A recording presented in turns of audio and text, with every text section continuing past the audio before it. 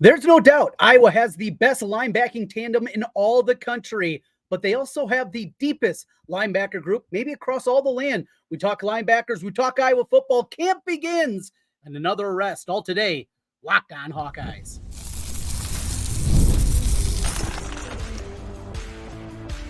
You are Locked On Hawkeyes, your daily podcast on the Iowa Hawkeyes. Part of the Locked On Podcast Network, your team every day.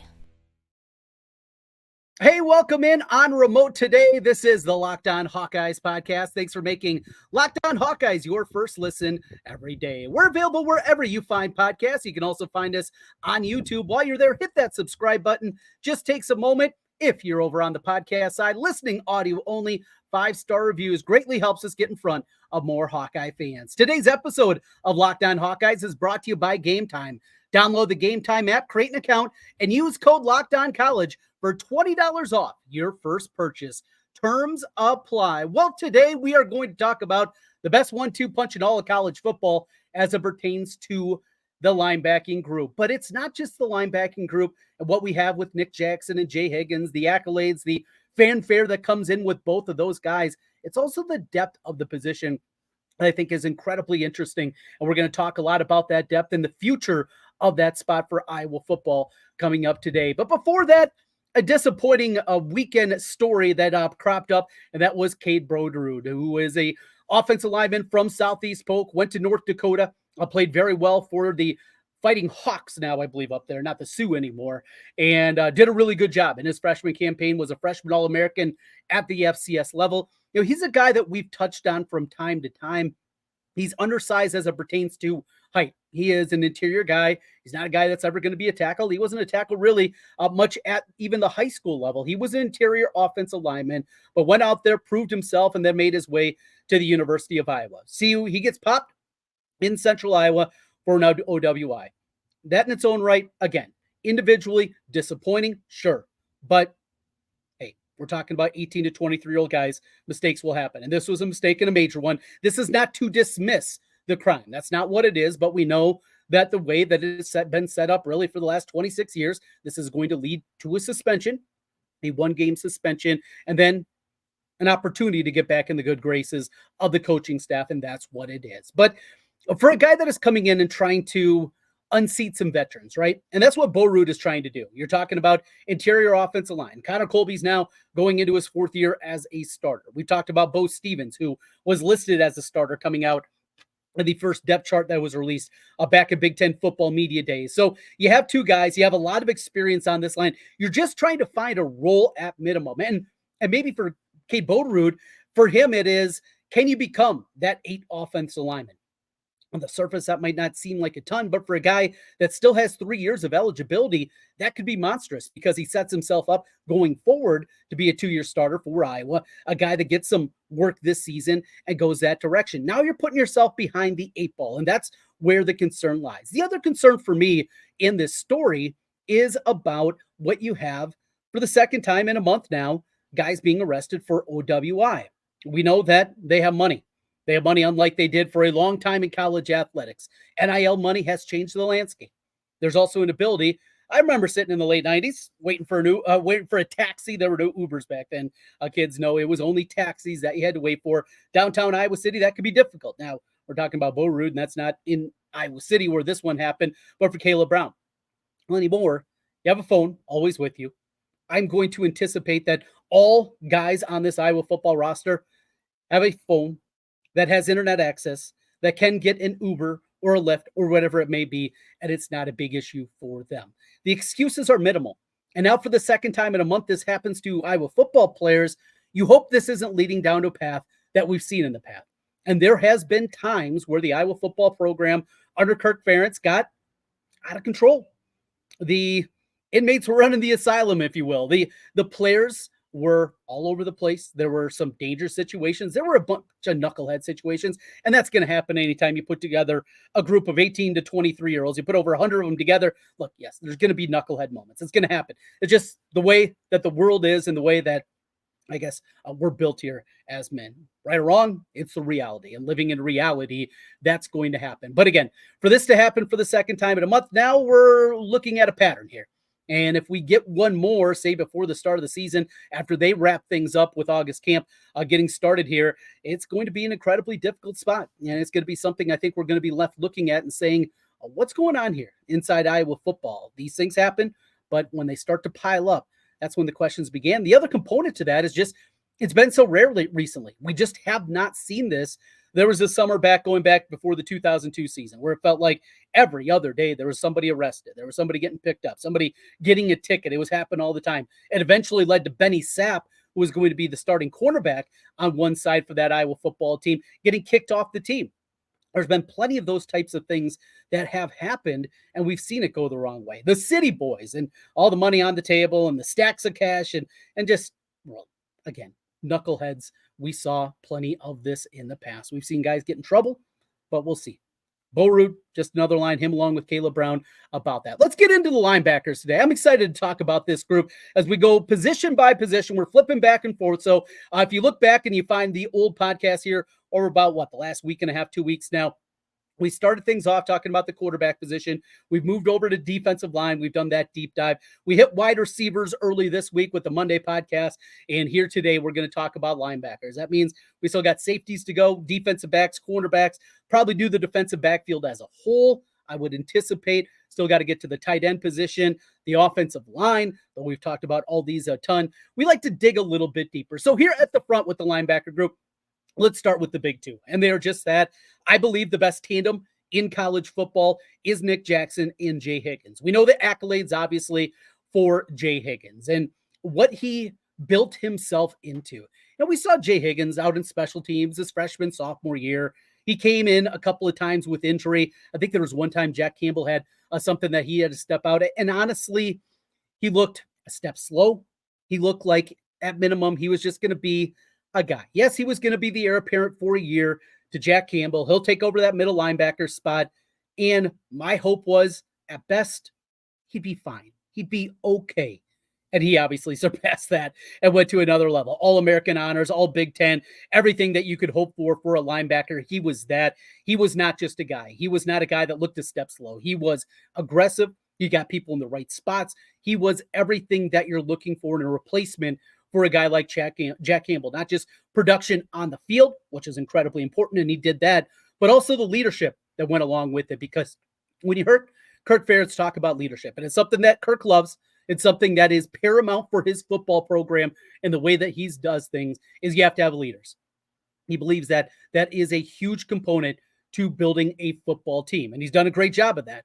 Well, one of the guys that he talked about in season, during their career, about those leadership qualities, more than anybody I've ever seen before, was Jack Campbell. And Jay Higgins had to replace that component and did an incredible job. And then you have Nick Jackson in this 1-2 punch. So Nick Jackson comes in from Virginia, 3-year starter there, put up a ton of numbers. They are changing, a lot going on. They had the shooting that happened inside the football program. There was a ton that was happening at Virginia. Fresh start, makes his way to Iowa. He could have gone a lot of other places. I know Oklahoma was heavily involved. There were a couple other blue blood programs that were looking at Nick Jackson. He eventually chooses the Hawkeyes, though. So we get last season, and he looked lost. The first month of the season, the Nick Jackson that we thought we were going to get, we didn't get. And the reason is twofold. Well, and probably more than just two, but the two main elements, we should say. First, he was changing position. He was going from being a middle linebacker, Jay Higgins had that spot, and moving outside. That was a component. The way Iowa does things, too, is completely different. You're going into a scheme with a 4-2-5 look when they go cash, or a 4-3, where you're asked to do a whole lot more things. And he was asked to be more sideline to sideline than he'd ever been at that point in his career. But by the time we got into October, and certainly in the last 5-6 games of the season, you saw Nick Jackson go completely to a different level. That guy, put in the tape and watch him against Iowa State, where he looked lost at times, and then watch the game against Wisconsin. Watch him against Nebraska. See how he plays, the downhill nature that he was able to exude, and just play exactly what you're looking for. Not only that, Nick Jackson this season has an opportunity to set the record for most tackles in a career. And you can put the caveat in there, well, yes, he got to play more games than a lot of people of the guys of the years past and the 6 year of eligibility and all these things. And that's all well and good. Still, it's an accomplishment. And your name's at the top of the record books. That says something certainly to me. 1-2, Jay Higgins and Nick Jackson they're going to be great. But what else is there? We got some young nut guys. We have some guys that stuck around. And this group of freshmen, Scott Docterman of The Athletic said, it is the best incoming group of linebackers that Iowa football has ever had, that he has ever seen. Pretty high praise from a guy that doesn't really live in hyperbole very often. We'll talk about the depth of the linebacker spot, plus more, including the Big Ten basketball tournament making its way to Vegas. All to come as we roll through. This is Locked On Hawkeyes. Today's episode of Locked On Hawkeyes is brought to you by Game Time. Game Time is an authorized ticket marketplace for Major League Baseball. It makes getting tickets faster and easier. How about this? Prices on the Game Time app actually go down the closer it gets to first pitch. They have killer last-minute deals, all-in prices, views from your seat, and their lowest price guarantee. Game Time takes the guesswork out of buying MLB tickets. I love so many parts of the Game Time app. I've used it so many times. I've used it for baseball. I used it for the Final Four, the women's Final Four a couple of years ago. And my favorite part of it, though, is the all-in pricing. There's just something about those surprise fees at checkout. It drives me absolutely batty. Yet, with this feature, you hit the toggle on this, it's going to show you that total upfront. Don't have to worry about those surprise fees where all of a sudden your ticket price is sometimes double what you actually thought it was going to be. Not the case with Game Time, and they're all in pricing. Plus, views from the seats. Get a panoramic view from your seat in the app before you buy. Game Time ticket coverage is incredible, and you're also covered with the most flexible customer service policy in the ticketing industry. Take the guesswork out of buying MLB tickets with Game Time. Just download the Game Time app, create an account, and use code LOCKEDONCollege for $20 off your first purchase. Terms apply. Again, create an account and redeem code LOCKEDONCollege. That's LOCKEDONCOLLEGE for $20 off. Download Game Time today. Last-minute tickets, lowest price guaranteed. Today's episode of the Locked On Hawkeyes podcast is also brought to you by Factor. Well, we are making our way through these summer months, and there are so many great things that they have set up for you. Fuel up with Factor's no prep, no mess meals. I love the sound of that. Meet your wellness goals in time here throughout the summer, and looking for football season, look trim for that first tailgate of the year. They have options like Calorie Smart, Protein Plus, and Keto. Factor's fresh, never frozen meals are dietitian approved and ready to eat in just 2 minutes. So no matter how busy you are, you'll always have time to find nutritious, great tasting meals. Make your day delicious. From breakfast to dessert, stay fueled with easy, nutritious options. Treat yourself to restaurant quality meals that feature premium ingredients like filet mignon, shrimp, and blackened salmon. And enjoy the effortless support for your lifestyle. Choose from 6 menu preferences that help manage calories, maximize protein intake, avoid meat, or simply eat a well-balanced meal. Head to factormeals.com/LockedOnCollege50 and use that code LockedOnCollege50. That'll get you 50% off your first box plus 20% off your next month. That's code LockedOnCollege50 at factormeals.com/LockedOnCollege50. Again, get that 50% off your first box plus 20% off your next month while your subscription is active, all with our friends with Factor Meals.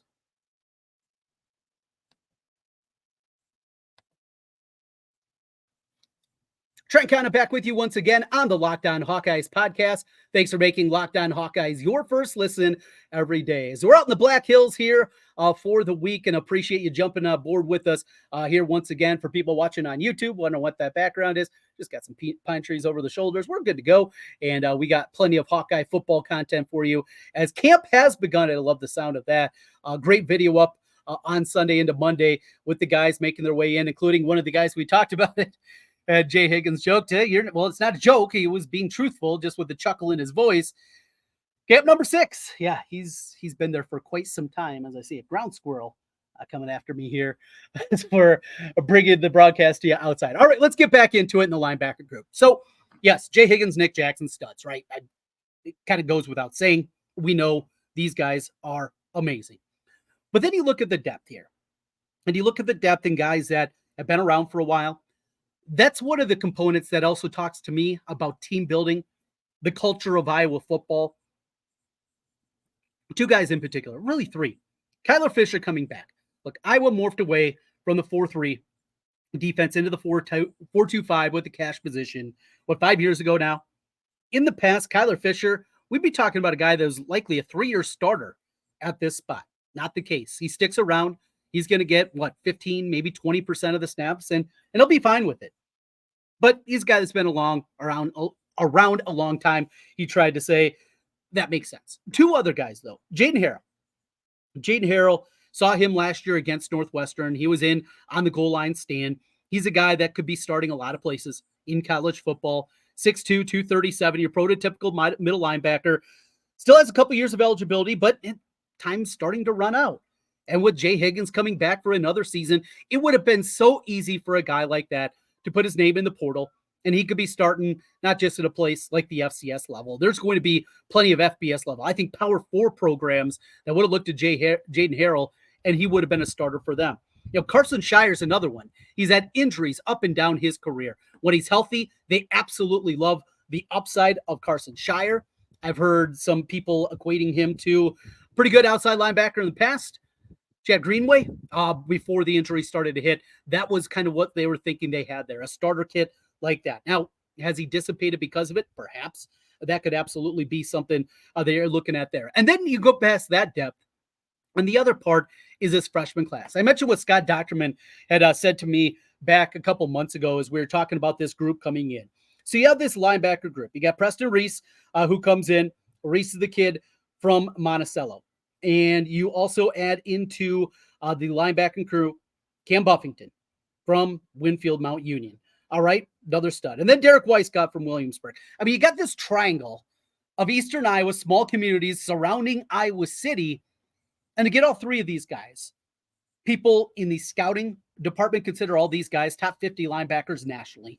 These are guys that are big-time players. And if they grew up in Kansas City, Dallas, Tampa, all three of these guys, I think, would be much more highly regarded if they would have played the camp circuit at the same thing. But these guys they want to be Hawkeyes. And this is going to be something that I think is going to be incredible to watch. Now, do any of these guys have the ability to eventually put their hand on the ground? Because, again, we're talking about a linebacker group. And when you go through and you talk about the linebackers that are listed, there's like 20-some linebackers. Now, a couple of them are walk-ons too, and that goes hand in hand together. But you have 20 linebackers for 2 spots. Yes, they play a ton of special teams. They are the kind of athletes you need. But also as you project forward and you look, can any of these guys play something else? Are we going to see one of these guys maybe be able to have the speed to be that cash position? Could that be something that they go to in the future? Does anybody have that kind of speed? We'll see about that. Highly unlikely, I think, and what I was certainly felt in the defensive backfield, you don't anticipate that's going to happen. But more likely is they're going to have somebody that becomes a rush end, right? Somebody that can get out there, get to the quarterback, and get a little bit of speed. That's going to be a component that you look at and hope that this is going to happen with this group. It's a fun group. It's a team that is going to be together, and just the sheer volume of them, they're going to make plays. Depth is there. That is a good part of this too. I think I was in really, really good shape at the linebacker spot, and not just with their top 2. It goes a whole lot more deep than that. That is our preview of the Iowa linebacker group, the best tandem of linebackers and maybe as deep as anybody. Here's another reason they might be the deepest of anybody in college football. I don't think anybody else has 22 linebackers on the roster anymore. You just don't see that anymore. Yeah, 1987, sure. Got to have a lot of linebackers, right? Not the case anymore. Wow. All right, we continue here, Locked On Hawkeyes. We got a little basketball for you as we wrap things up. Plus, camp has begun. What does that mean for Iowa football? Hoops and football as we roll through. Locked On Hawkeyes continues in a moment.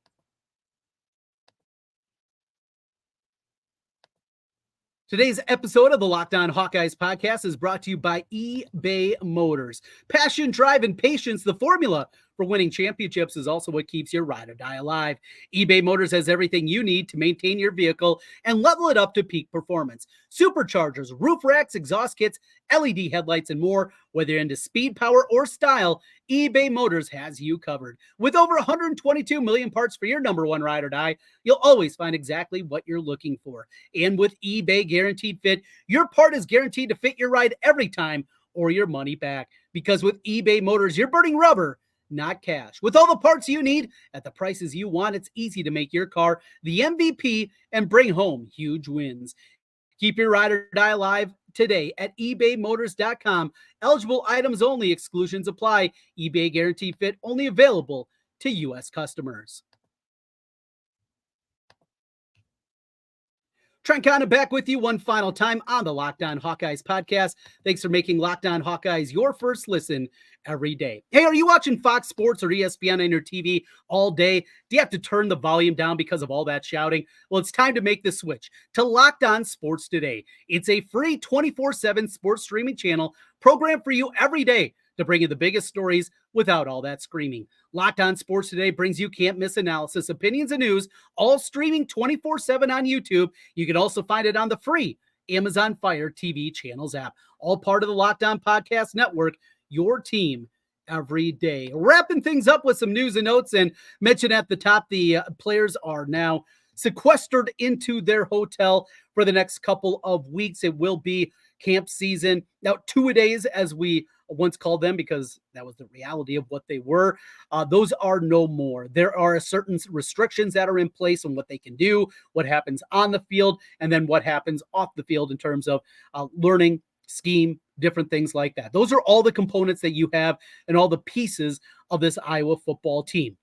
Any team that returns 18, 19 starters from a year ago, depending on the way that you count it up and the way that you count returning starters, Iowa has a leg up on the competition. This is going to be a camp, though, to implement this offense. And in most years, when you're going through a new offensive system, you expect growing pains. You absolutely do. And with Tim Lester's new offense, there are going to be those moments, but there's nowhere to go but up.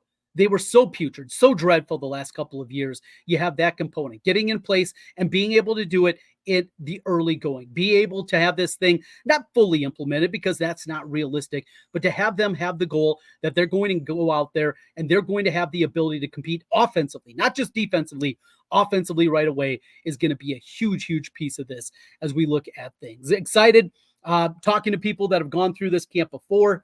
It's not fun. It isn't. It's a lot of work. It is a lot of boredom. It is sitting in your room. It's getting sleep, getting recuperated, and getting right back up the next day. Takes a special guy. Now, guys have made it through it. Some guys have tried to do other ways to sneak away and do that. But that aside, it's tough on these guys. And tip of the ball cap for going through it because, well, we love Iowa football, right? And we definitely need these guys to be at peak performance if we're going to have the kind of season we anticipate in 2024. Mention one final thing, and that is the Big Ten basketball tournament will be making its way to Las Vegas coming up here in a couple of years. Now, this is not a surprise by any means. In fact, it's something that we have alluded to here on Locked On Hawkeyes going forward. So coming up this season, the men's basketball tournament will be in Indianapolis once again, place that it's been many times in the past. Following season, it'll be back to the United Center, back to Indy again in 2027, and then it's their first foray into Vegas, March 8th through the 12th at T-Mobile Arena in Las Vegas. For the women's side, it'll be the next 2 years in Indianapolis, 2027. They'll get the first crack at Vegas in March of 2027, and then the women's tournament will go to Detroit, giving Detroit a bone there in their new arena, Little Caesars Arena. It's been around for a few years now, where the Red Wings play, and that will be at the beginning of March coming up in 2028.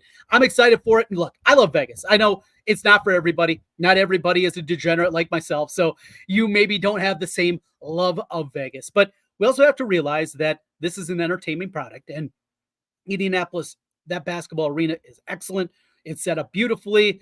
Still Indianapolis. You've been there a few times. It's a nice city, but let's not make it out to what it is. Chicago's a great city, but it's also Chicago around the United Center. Not exactly the best locale for going and hanging out and being for 3-4 days if you want to make the whole sojourn your way through the Big Ten basketball tournament. Vegas is great. I love Vegas. I know it's not for everybody. I'm excited for it. And I have a feeling I know where I'm going to be coming up in March 8th through the 12th, 2028.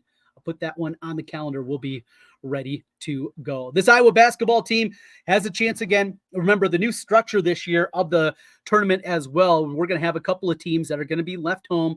Iowa, though, shooting for certainly a bye. and that means finishing in the top 8. I think that's a realistic goal for this basketball team in an 18-team league. I think they're going to be up there. It's probably going to come down to a couple swing games, right?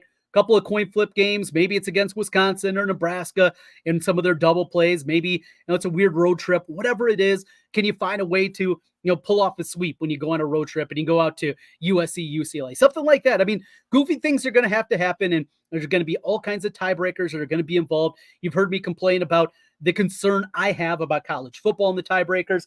Basketball is different because ultimately most everybody gets a chance to play it off and get their way and play their way into the NCAA tournament. Football is a different one there. I think this Iowa basketball team is going to be good.